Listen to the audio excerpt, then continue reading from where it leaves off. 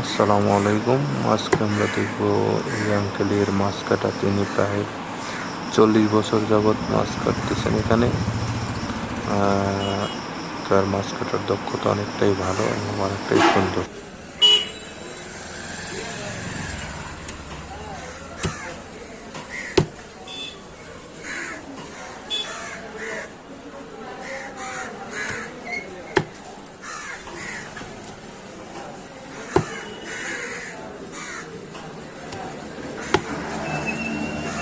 কতদিন ধরে মাছ কাটেন?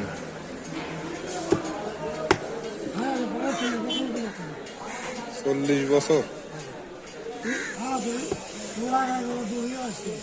তাই?